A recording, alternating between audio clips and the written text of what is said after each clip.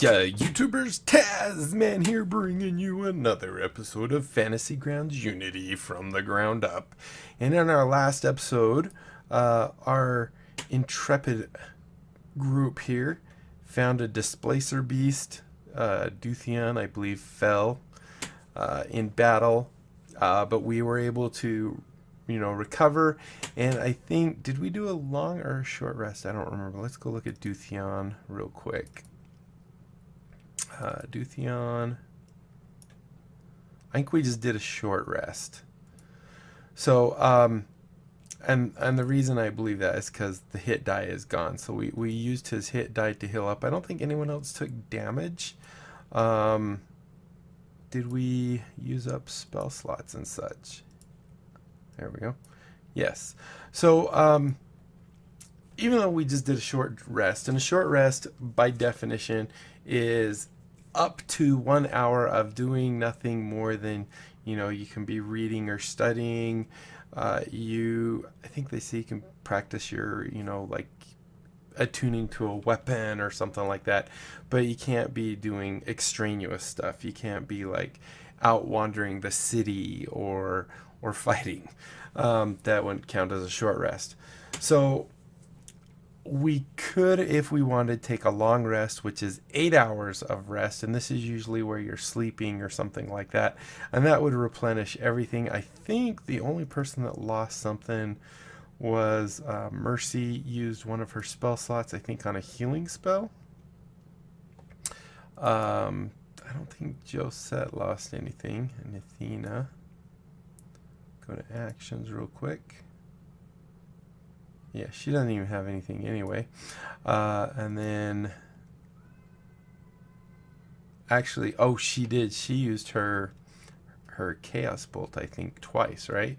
So let's just pretend that they're going to pitch camp here tonight. Now that it's cleared out, you could say that, one of them, whoever doesn't need anything, Dutheon needs at least to replenish his hit die.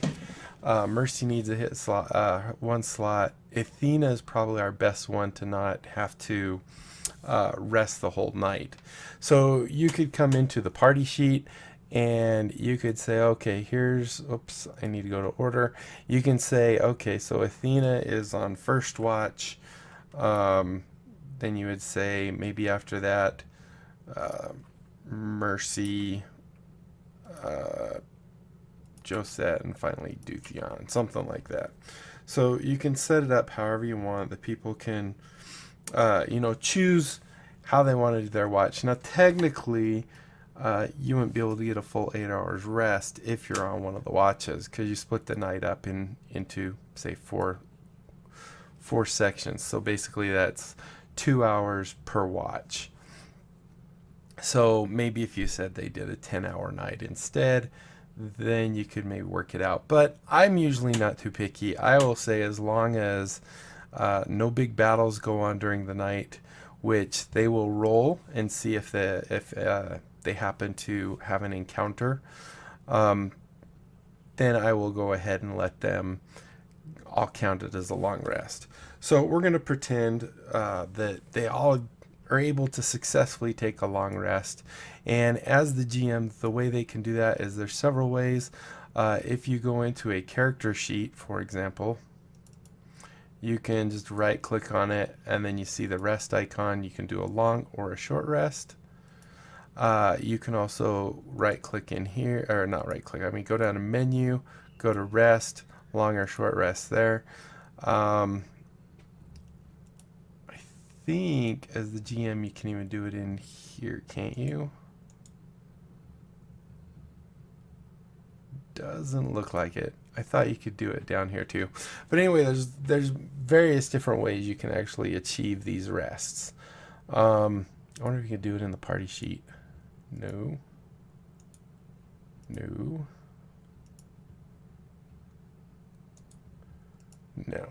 Doesn't look like it. All right, so let's go ahead and we will award them a long rest.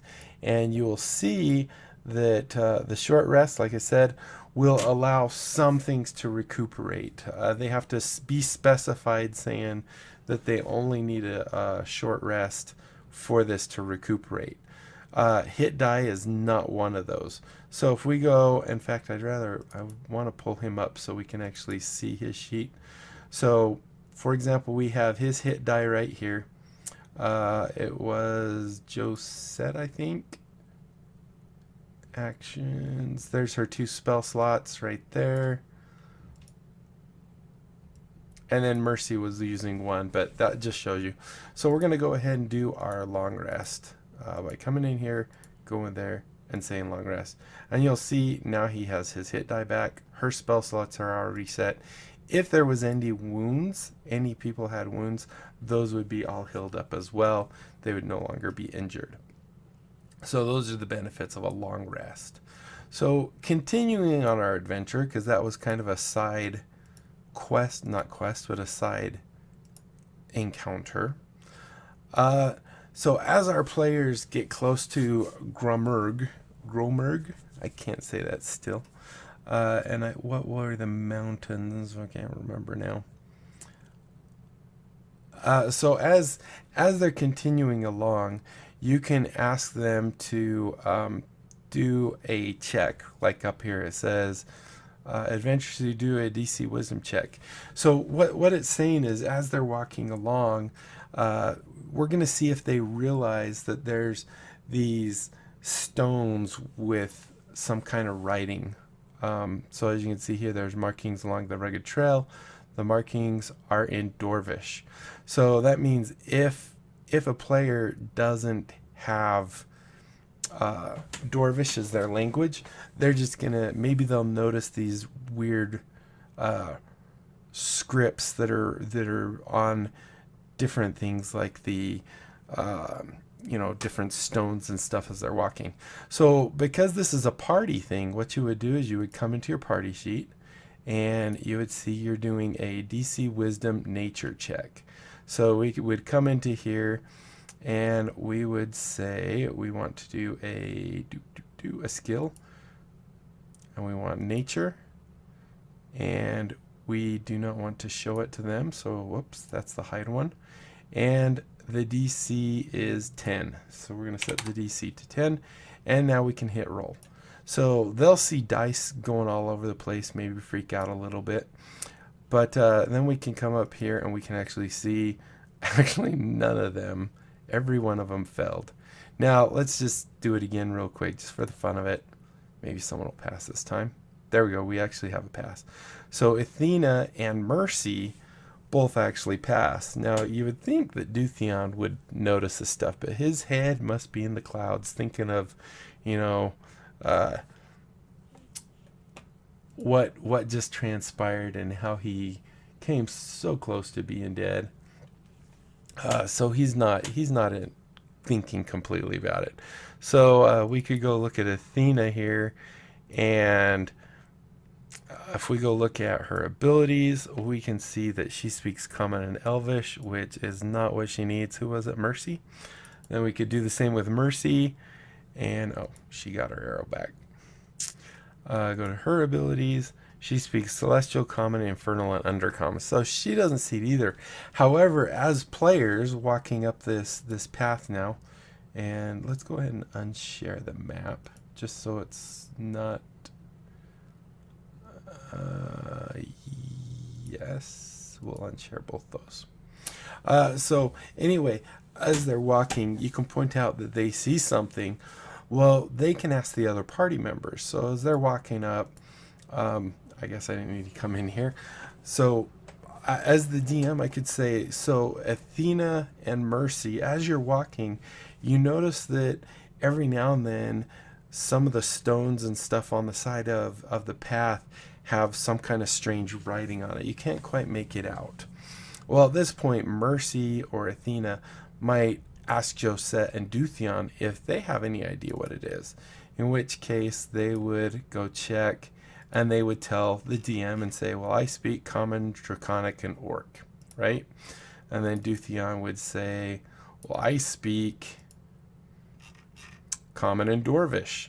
Well, because those things are in Dwarvish, I'm just going to rearrange these so they don't come up off the screen anymore. So because Dutheon actually speaks Dwarvish, And a fun thing you can actually do is you could do something. Uh, this is actually going to be interesting to see if it works the way I'm thinking it will.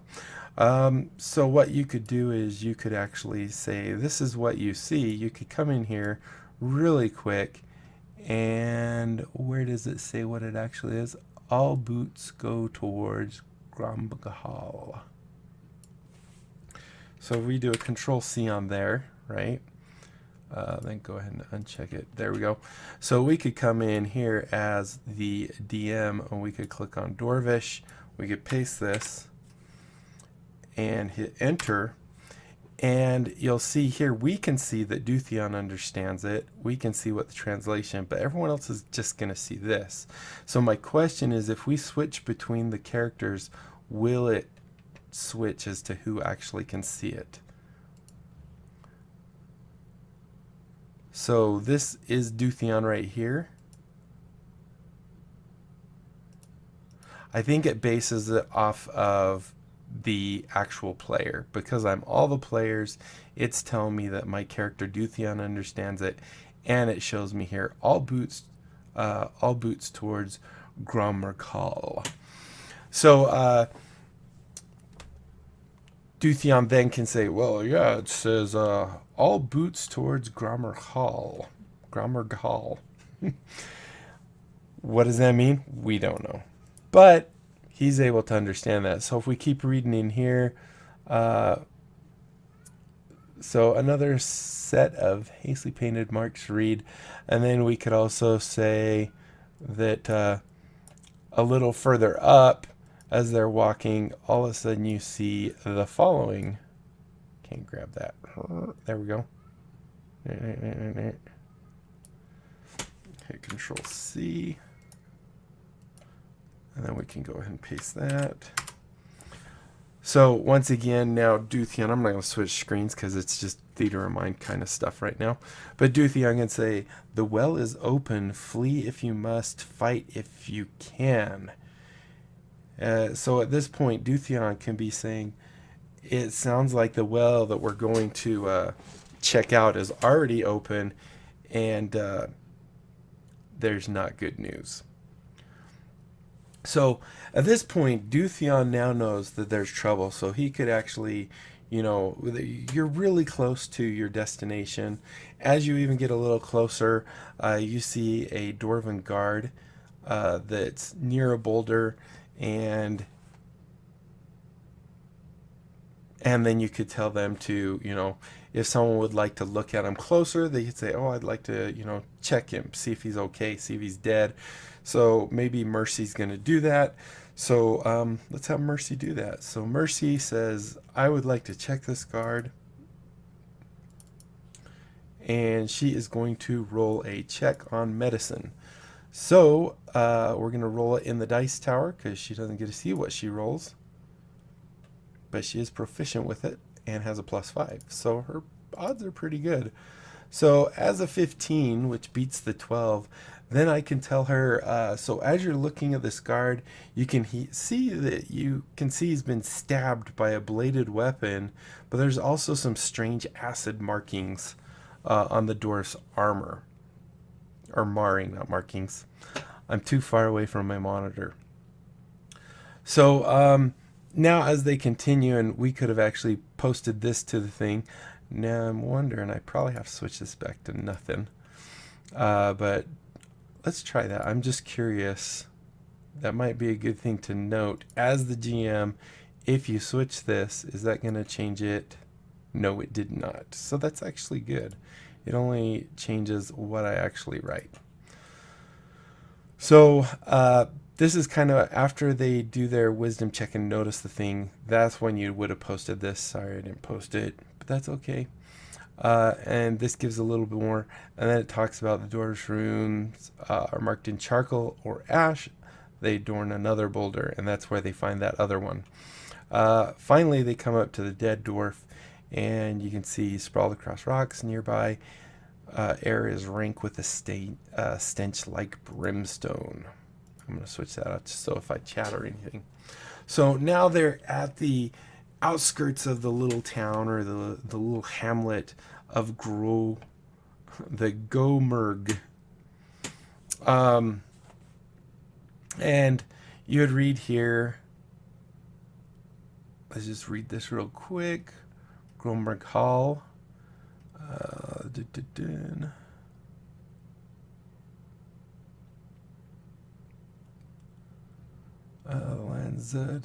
think I've already read this. I'm just seeing if we're actually into it. So you can also, each of these adventures have these little sections that talk about, general features of where they're at to give them an idea. So you can tell them, that the terrain or, the land around you is slow rolling hills with occasional small streams and light scrub trees. There's bright sunlight during the day. If they're not there at night, you don't need to tell them that, the moon shines through the clouds at night. You can tell them that the hills allow a decent amount of visibility, especially once they are at higher elevations.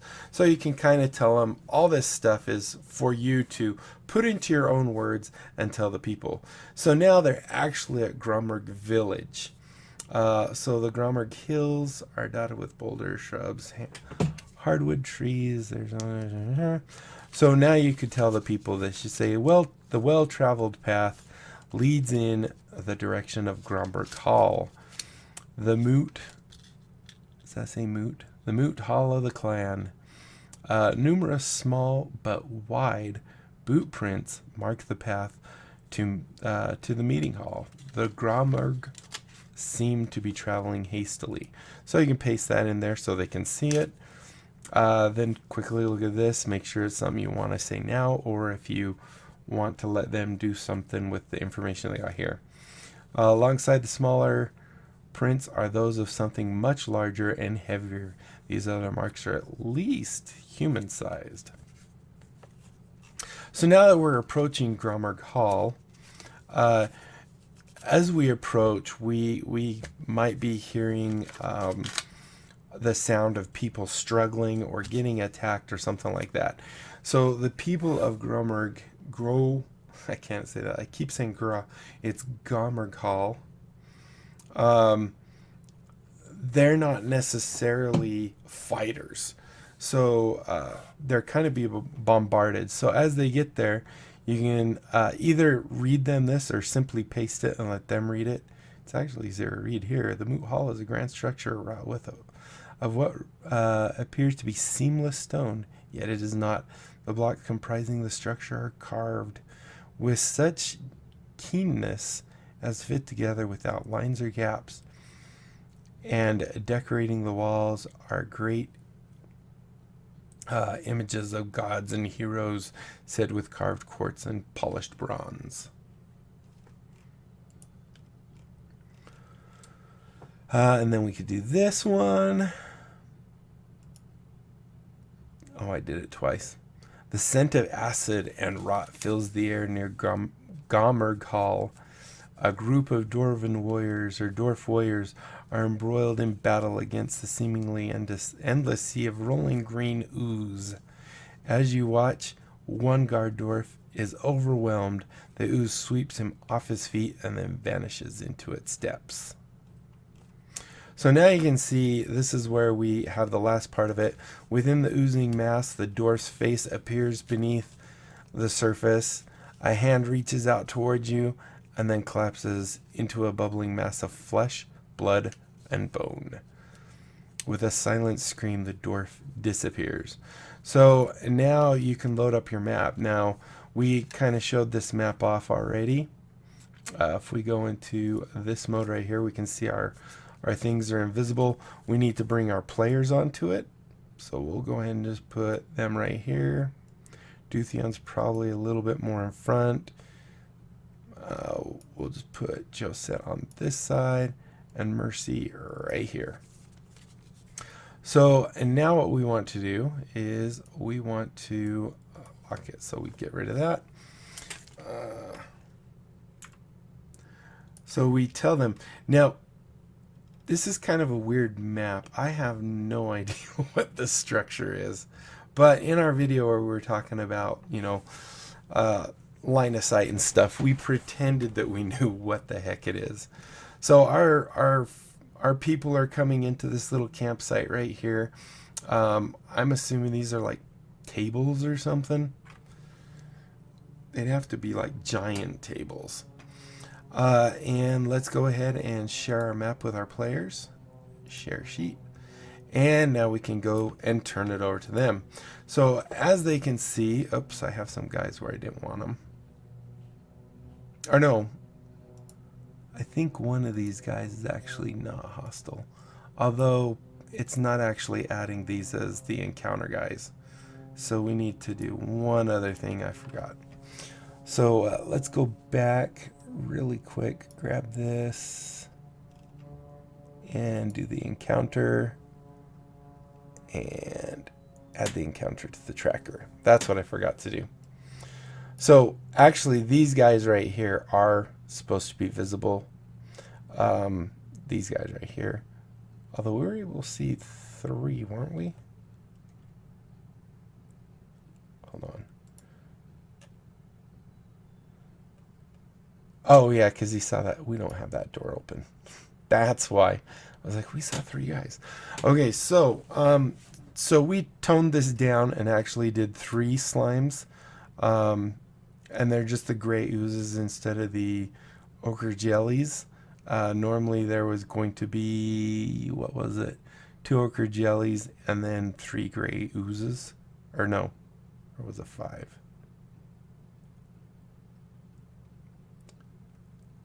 Remove all the ochre jellies, 5.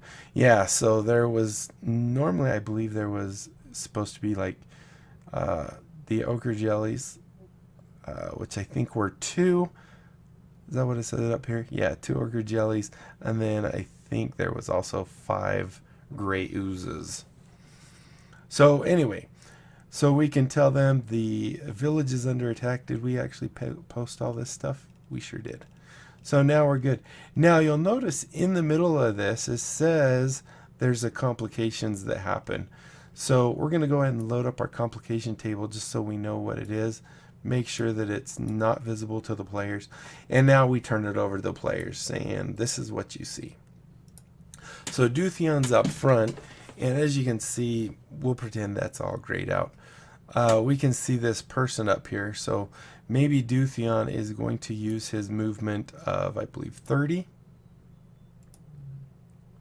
25, I mean. So he's going to go 5, 10, 15, 20, 25. And now I can't see that person, but he's going to shout out and say, hello there. But he couldn't actually see what that person was doing. So I'm going to go ahead and just have them roll initiative right now. I can't do it here. So let's go ahead and have them roll initiative real quick. Just so we can actually take turns and know whose turn it is. So there's that one. Go back to main. That one. That one.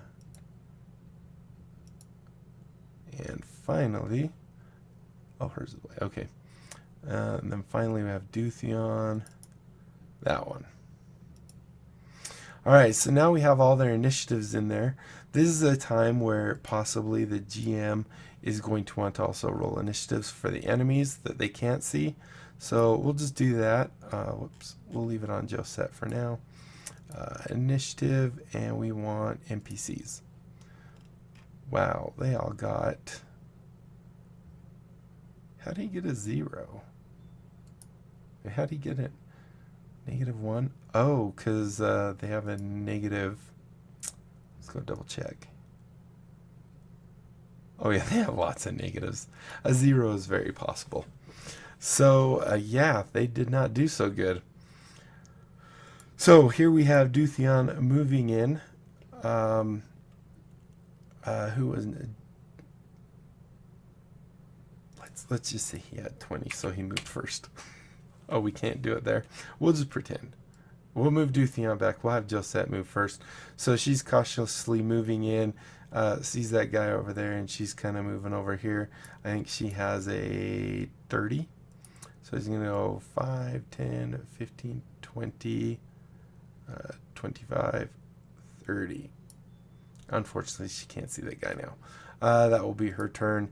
Dutheon gets his turn now. He's going to do his again. Oh, man, I can't click him. 5, 10, 15, 20, and 25. So that's when he shouts out to the person. Mercy, she has a movement of, I think, 30. Yep. I think everyone else is 30. Let's just make sure. Nope, 35 with Athena. So she has 30. She's going to go ahead and kind of go this way. 5, 10, 15, 20. And she's going to stop right there because this kind of gives her a little, maybe half cover. And then she had 30. So 5, 10, 15, 20, 25, 30. All right, so they move on up. And now it would be the Ogre Slime's turn. So we need to go back over here. Let's go to our map. And go ahead and, oh. So I'm actually going to have this slime on this side. This one is coming up to that guy over there. And this one is coming to this guy over here. All right, so this person, they actually are not tokens that have anything associated with them because they're not going to fight. So this person comes running out here, but at the same time, a slime, and I think we can change its visibility right there, is going to follow up behind it.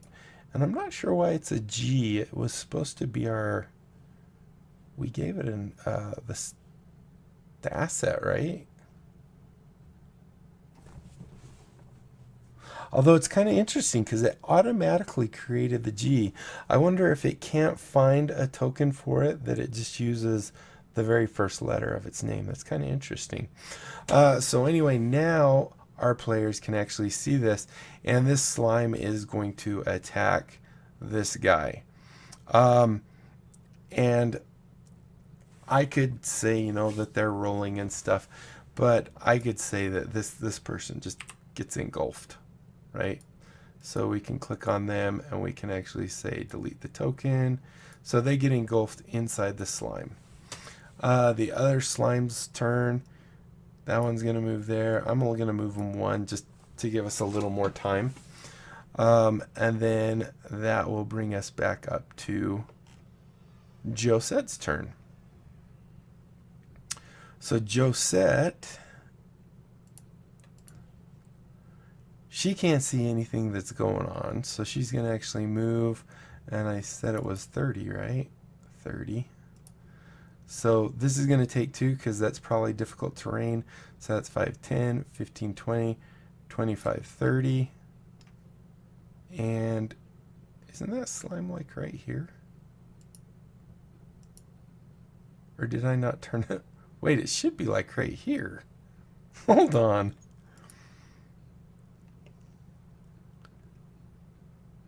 Oh, it's back invisible. I needed to keep it visible. I forgot to do this.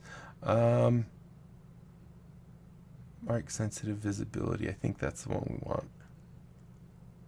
Include party vision. We just want to make it that way. I think that's what we want. Let's go double check that. I was going to say, couldn't she see that thing? So now Josette is going to go ahead and attack, because she can. So let's go ahead and click on the other table. So Josette can't actually see it. She probably could have even seen it back here. But let's zoom in a little bit and turn her straight. All right, so Josette is going to target the slime, so we can control click it, or we can click on the target. We can like do it in here. Oh, why is that guy not show? Oh, I know why. So this is one thing with the system that I think it's been reported, is just because you mark them visible here, it does not make them visible here. So gray slime number 5 needs to be marked as visible in here as well. That way they can actually see it. And there we go. So now you can actually see she has targeted gray slime 5. All right, so she is going to let's go to our actions. And everyone got their arrows back. That is one thing that does not reset. If you're a really finicky GM, you can actually say, you know, that, you know, let's say she fired, how many is that? 6 arrows. What you could do at the end of the battle is say, roll a d4 or something like that, and say that you lost 2 of those arrows. Or you could say they pick them all up. It's all completely up to you. Right now we're just saying they can pick them all back up. So she's going to go ahead and use her crossbow. She's going to fire with a 10. Let me move this over here so I can see, which is a hit. Beautiful. And so now she gets to roll damage on it, which is 6. Or yeah, 6 plus 2, so 8. So that guy is hurting just a little bit, and that will end her turn. So now it's Duthion's turn. The mighty Duthion, who runs in. Now, oh, we didn't level these guys up. I think I was going to level them up. Now we'll level. Well, no, we don't have that kind of. We don't have that much yet. So anyway, let's go ahead and have Duthion. He's going to run in to right here, and now he sees these 2 guys, and he would also be able to see those other 2 slimes, but they must not be set as this. So let's go ahead and set them to sensitive visibility. So now he should, yeah, he definitely sees that one, but he does not see this one because it's still behind the shade over there. Okay, so Duthion runs in. He wouldn't have had time to actually notice any of the things on the side because he's focused on the target at hand. So he comes in and he raises his mighty, I don't remember what he has, his mighty battle axe with 2 hands, and he swings it into the slime, the gray sludge, and he is going to go ahead and target that. And he's going to make a great swipe. Okay, he's going to make a terrible swipe. So he rolled a natural 1, which is a critical failure. Apparently, dire consequences. Your allies receive disadvantage on all attacks, saves versus this target until the start of your next turn. So that is not good. Not good at all. So he moved. Yep, I guess that is his turn. That is not good at all. All right, so now we're on Mercy. So Mercy's turn, and oh, she has to roll with disadvantage. Although Guiding Bolt, that one didn't have to roll, right? That could be okay.